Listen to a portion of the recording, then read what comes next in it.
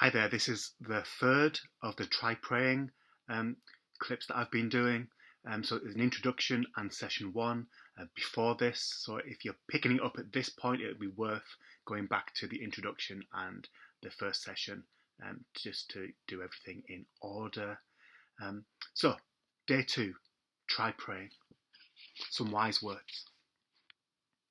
We don't have to be in a mess to ask for help. But so often, that is when we really call out to God. And then He meets us. I was a nobody, but I prayed, and the Lord saved me from all my troubles. Day two is entitled Nerve.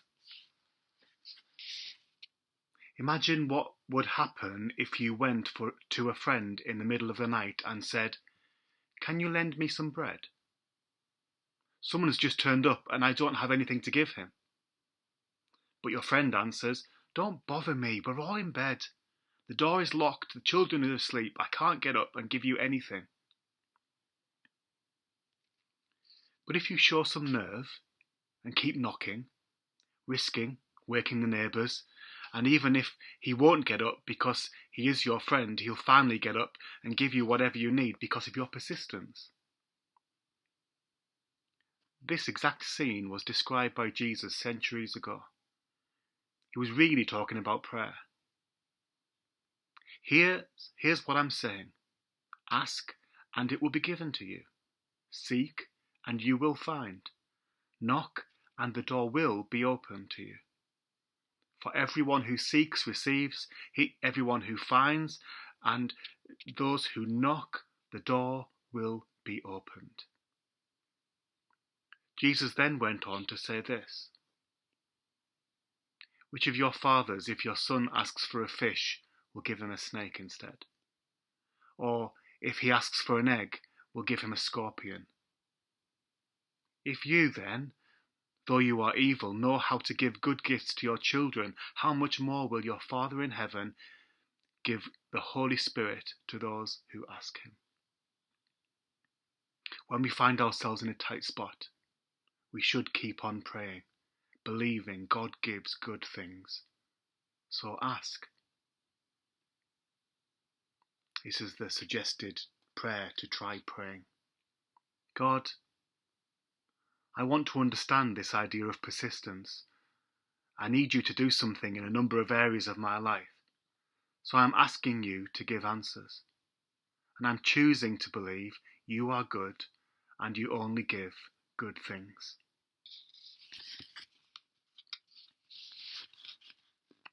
I suggested something for us to try today. This stone. Carry a stone with you. And every time you put your hand on it, pray. God, I want you to be the solid thing in my life. The booklet reminds us to keep praying for our big issue. Remember that thing yesterday that we thought of, that big issue in our life where we'd like to see some action, some movement from God? Keep praying for that.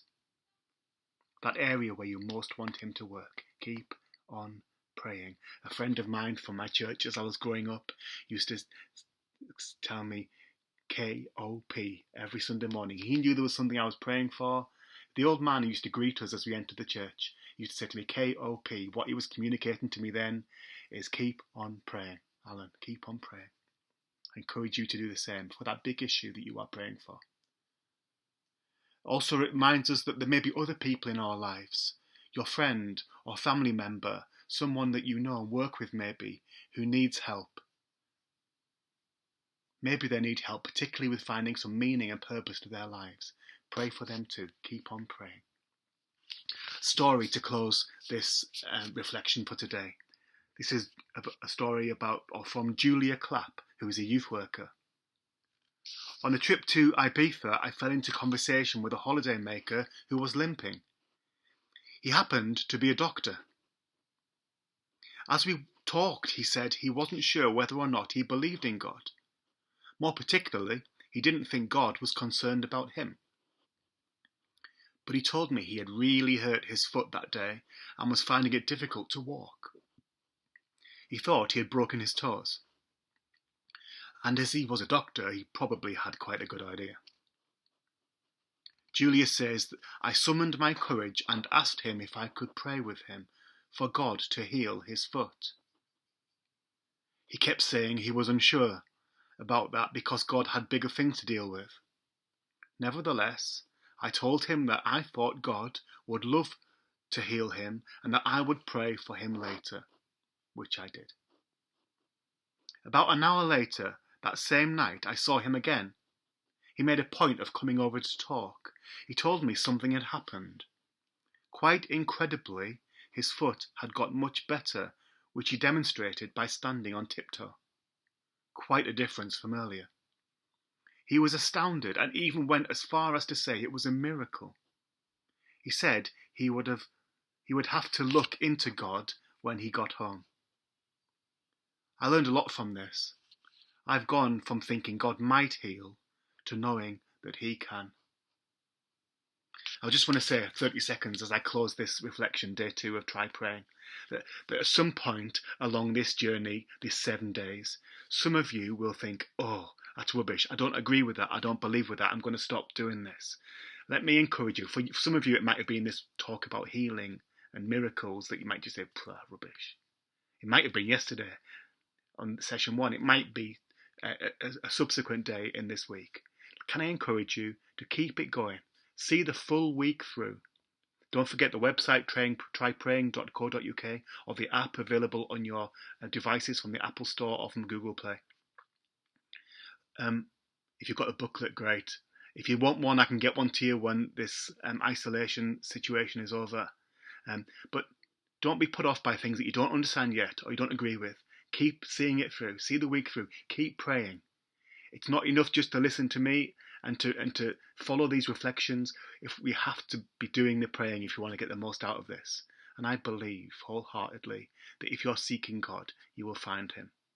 God bless you this week, and please feel free to subscribe to this little channel that we're doing, to like this video, to share any comments, and to share this content with anybody else who you feel this might be helpful for. God bless.